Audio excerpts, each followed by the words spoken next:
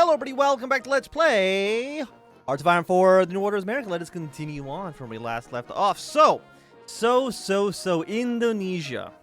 The lovely, lovely country, I'm sure. But unfortunately, I think we're going to lose immediately. Because I have noticed, I remember this, is we did military austerity, I think like at the end of the last episode or the episode before that, which is just like a negative 20% attack and defense. So that's my bad. I don't know if that would have saved us necessarily, but it probably would have been good to know. Aside from that, I think everything else is looking pretty good. On political power, what can we do regarding Africa right now? So it has been a few days. It's been almost maybe like a week since I actually last recorded anything. Negative 0.3, so it's really East Africa that's really having some major issues here. You need 30 army experience. We're getting actually pretty soon, so maybe we'll save up to commit more troops to Africa. I think that seems like a fairly decent thing for us to do. And for our research, what do we even want at this point, right? I mean, I guess we'll keep autoloader. Sure, why not? Seems good enough. Let's move both of you this way, because I think as one of you probably should just like defend the capital for right now. But yeah, I'm like 99% sure like we're very much screwed. People were saying like, why don't we send volunteers to the other factions? Unfortunately, we're not able to. We can just only send it to the main government faction, which is a little bit of a shame. Like, how close are you to capitulating? Do you need to get down to 0? Well, that 26. So, if they take, like, actually a handful of territories here, that might be good enough. I'm not too sure. But, it's over. Like, Indonesia's been lost to the Japanese. Something that we just have to accept it, unfortunately. Okay, so you guys are looking, I think, pretty okay. Leadership plays don't care about that quite yet. Home front is still looking, I think, good. I think everything is still looking good, even though it is still a bit of a mess. It's good, but it's also messy. You know, there's two big things here. Scientists have flocked to Africa. Excellent. Seems good for us, because you're defending the capital. Germany has now declared war on Belarus. They actually declared war on a lot of Belarusian states. So they're now directly intervening in the civil war. They're now siding with Reichskommissar Deutschland. So that war should end pretty quickly. I mean, just Germany is very powerful. So they should be able to win pretty hands down. Sure, we'll go for the advanced anti-aircraft equipment. So you do see that Poland has once again rejoined with Germany. And Ukraine almost certainly is going to be getting invaded not long after that. Is there anything else we can do in Europe? Contribute to Iberian AAS. Sure, we'll spend $50 million on you. Anything we can do with you? Let's send more weapon shipments to Central Siberia. We could send some weapons also to the Eastern Soviet Socialist Republic. The Far Eastern. Okay, so that is you. But the problem is that you're going to eventually invade the Central Siberian Federation. We've already kind of chosen our ally here. So we're not going to aid the Soviet government here. We're going to aid Central Siberian. Hopefully they'll be able to beat them, but it's kind of hard to tell. I'm going to lead a little bit more towards no, but we've already chosen our ally, so we're not going to back down on this. At least not yet. If they lose, of course, we're going to then back the Far Eastern government, but that's a future concern of ours. It's not something we need to worry about right now. So if we're abandoning Indonesia, we also have to worry about Colombia. Right, we do have... Is there anything else we can do with here? Infiltrate the Colombian government. Because we're not at war yet. Infantry shipments. Do I have my... yeah, let's commit more troops to Africa. Make this a lot more stable. And for you... Let's just send some weapons. 30 political power. Again, I know we're kind of splitting our attention between Africa and Colombia. But now that we don't need to spend any power in Indonesia, it kind of balances everything out, right? Probably. It probably balances everything out. Don't worry about it too much. Fortify Amazon region. I mean, can we do that? Jungle infrastructure 25. Oh, I guess we can, actually. It's only cost us a little bit of points. So there we go. We'll get that going as well. And We won't take you, at least not for this exact moment. The soldier was a quiet one, everyone said. Didn't talk with others much. Never told anyone where he's from or why he joined the army. Not that anybody asked. All anyone cared about now was Indonesia, especially the foreign advisors, but that you could pick up a gun, point it, and pull the trigger. He was good at that, everyone agreed. Good enough to earn himself a clap on the back and free drinks at the pub. From the advisors, they were the only ones with enough money to do that. He drank at first, enough to put out an elephant, earning himself 2 days punishment details.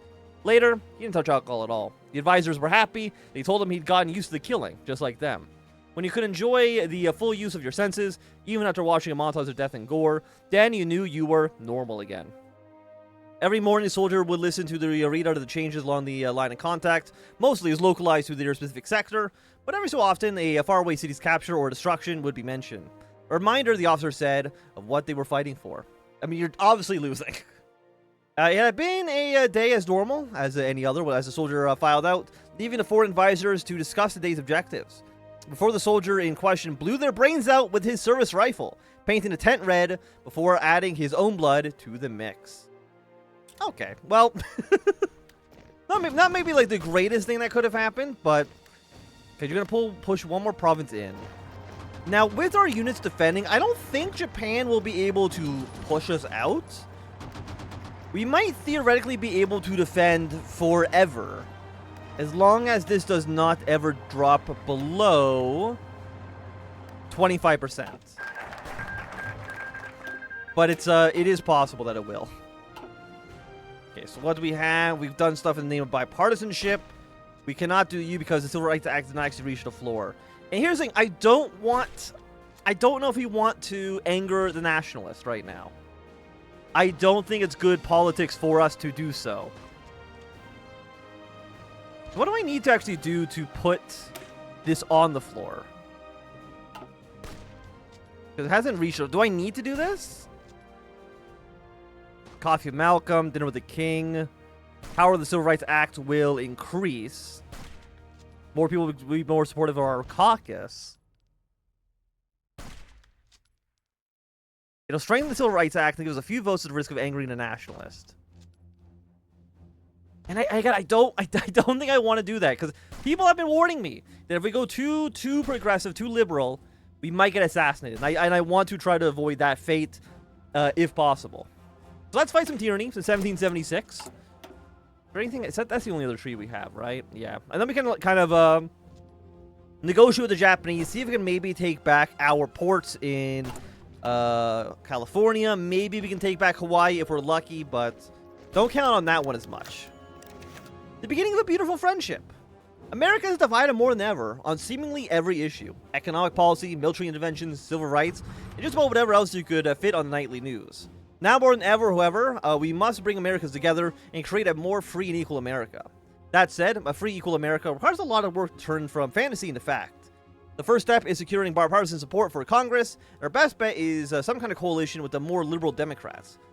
Let's show the Democrats that our values are quite similar in working on the War Powers Act together, which would limit the president's power to unilaterally plunge America into war, like what became the norm recently. If they learn to like working with us, support for the future Civil Rights Act would be almost guaranteed. Excellent. Okay, so we are now moving our way to getting the Civil Rights Act passed. I mean, our Indonesian true allies are basically already dead. I mean, again, we have the military council, but they're not really doing too much, and I think they're outnumbered. Maybe even like 3 to 1. I'm not too sure exactly what the ratio is, but it's really, really bad for us. The first draft. Congress, and really all of politics, is a tricky game. How far do you push your morals in favor of pragmatism? What's a vote really worth, and more? With this bill, we're faced with a certain decision we must make as we draft the WPA. Do we make the act as clear and as direct as possible, or do we leave a few loopholes here and there? Making an airtight bill would certainly be a more moral choice, and perhaps be the most popular, but we leave even a few loopholes in, we could satisfy some of the warhawks in Congress. Close the loopholes, or we gotta focus on what's right. The thing we want to prevent another South Africa. Here's the thing, my dudes. We won. I mean, we're losing in Indonesia, but ignore that one. Africa was pretty good. Close loopholes. I think, honestly, for me, For the first one, we're going to go have a few loopholes in here. Mostly because I feel like our foreign military interventions have actually worked out, on average, pretty good. Like, we're batting up, I would say. Okay, you guys are still looking good. And for you, let's fortify the Amazon region. Drummel's with the nationalist. Some nationalist members of the MPP are complaining that we give the executive branch too much power in the War Powers Act. And they fear that we'll do the same if they come to civil rights, which they view as undue government tyranny. This is, of course, absurd, but we could count on more complete congressional support if we alter the language of the act somewhat, even if it might scare off a few Democrats. Elephant blows his trunk. Let's do a little alteration for the nationalist here. I mean, you could try to maybe, like, push back, but I mean, that's not going to do anything. Like, what province is this? This is mountains? So yeah, I mean, you're basically going to be very happy here. The elephant blows its trunk. After altering the language of the War Powers Act to please the nationalists, the Democrats are worried that we'll bend over to the nationalists when it comes to civil rights. They're concerned we won't stick to our guns and get a square deal with all Americans, with the LBJ himself trumpeting his line from every talk show in the nation. Unfortunately, it's too late to back up the alterations, but hopefully the act will make it out of Congress with a few national support, but this does not bode well to our future cooperation. This will increase our strain with the nationalists by a medium amount. This will decrease our goodwill with the Democrats. This gets the event to passing the War Powers Act. Black voters will support the Democrats a little bit more in the next 6 weeks. So how do the nationalists feel about us? They're cooperative still. Outstanding. Public perception of the MPP is lofty. People love us. I'm very, very happy to see that.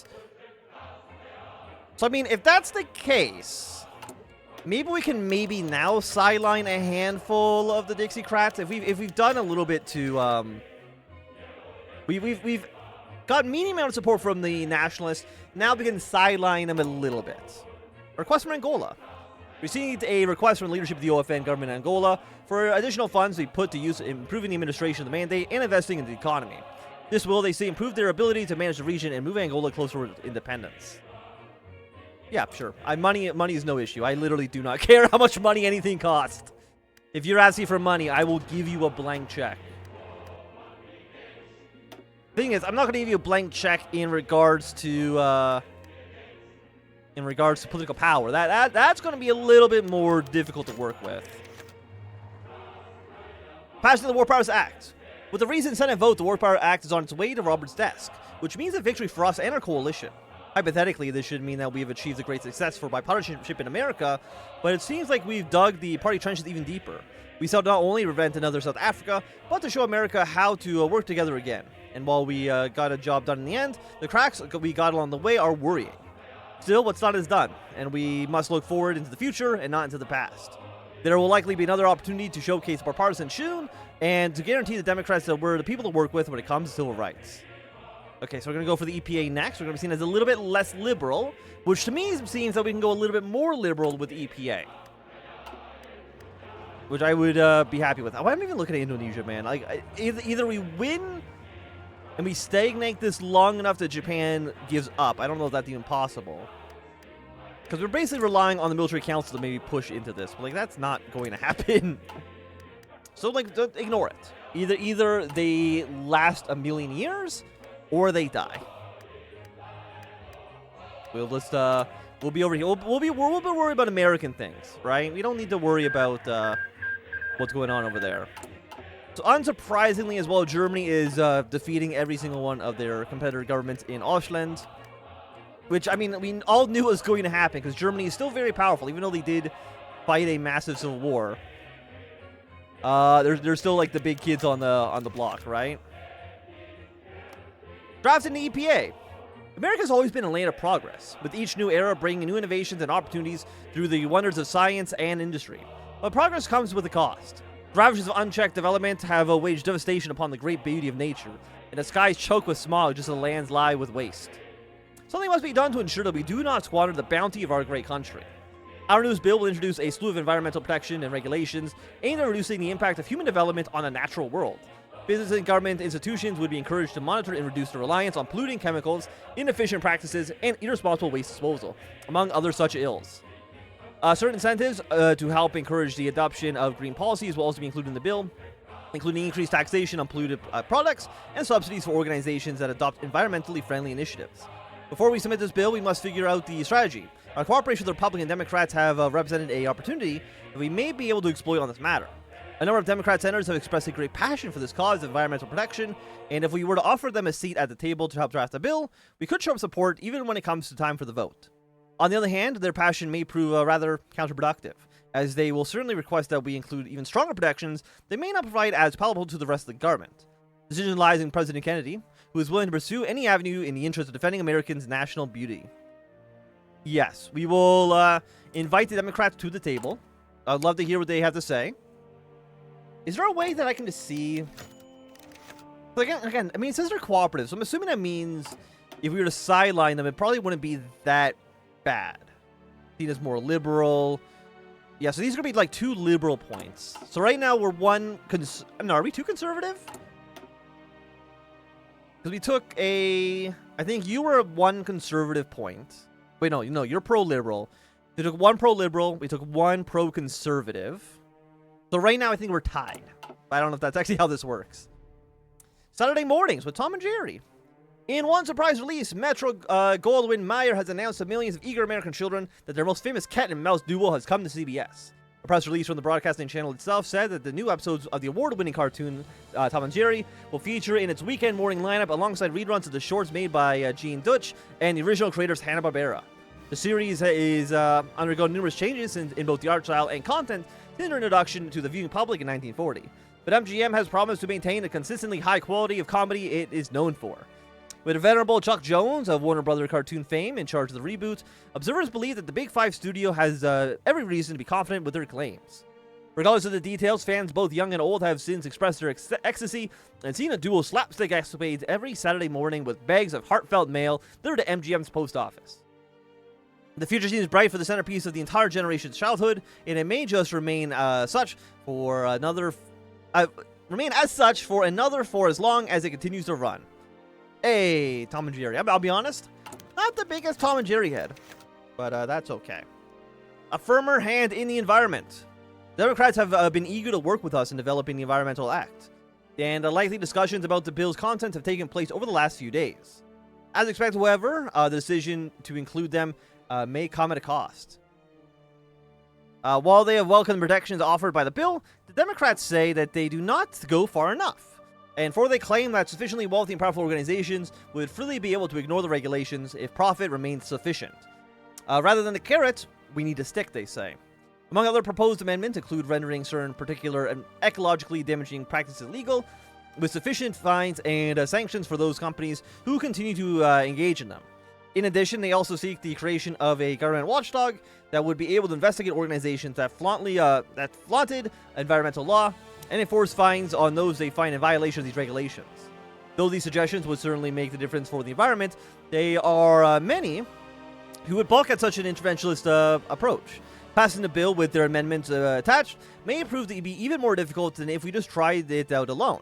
And it may be better to quit while we're ahead and cut the Democrats back out of the discussions, opening the door only to slam it back in their faces. However, it might not be the best look for us. Surely there's a middle ground. I would, No, I think we want to, it'll be tough, but they're right. Make it stronger. I'm saving America, 1965. We're gonna keep global warming down to 2 degrees. No higher than that. Actually, I don't know what's the current percentage that they're at. I'm not too sure. An avalanche of calls. When President Kennedy opened the morning paper to find a draft of the Environmental Act, staring back at him from page 3, he had a curse under his breath. Some careless staffer must have left a copy lying around any old gumshoe journalist to find, and now the full draft of the bill was available to all to see. Already, there were some consternation in the papers about the Democrats' amendments, and President Kennedy groaned at the knowledge that he had no doubt drawn the ire of some very powerful people. At 9:30, the first phone calls arrived, and they would seemingly never cease until well into the evening. Many different people could be heard on the other end, but they could have essentially been considered the same. All a bunch of lobbyists for Mobile, Pacific Gas and Electric, Chevron, all matters of names that held so much clout in place that they really shouldn't. The calls were generally brief, but equally terse, and all with the same message. Stop it. The demands of lobbyists were simple: dilute the terms of the bill and cease trying out the cut of the profits. And if the government refused, they vowed to use whatever resources they were at their disposal to drown the NPP in bad press and to flood the heartlands of the oil and energy industries with ads attacking the party. Heartlands lay themselves west in the Midwest, where the companies were essentially institutions in their own right, who the working men looked to provide their daily bread. Certainly not men who would take kindly to their great corporate benefactors, not be able to create as many jobs due to the government meddling. By sundown, President Kennedy was no longer hiding his cursing. He knew he was in a bind, and he was faced with a choice. If he continued down this path, he'd almost certainly lose some of the Midwestern states, and quite possibly in the next election. But was the defense of the natural world and the great green earth and the great green earth that he and 3 billion people shared not worth more important than votes? With one final expletive, he picked up the now silent phone and called the bill drafting committee, ready to last inform them of his decision. Lobbyists be damned, this is for the future. Leadership approval of the nationalists and the progressives will go down. Fuck the leadership, man. Voters will trend more democratic. I mean, no matter what, the leadership hates us no matter what we do. Fuck them. Fuck you, ExxonMobil, you piece of shit. But I will say with that, this is going to be a good time for us to end this episode. If you enjoyed, give it a thumbs up. Not enjoyed, close thumb down. If you want to see more, subscribe, and goodbye.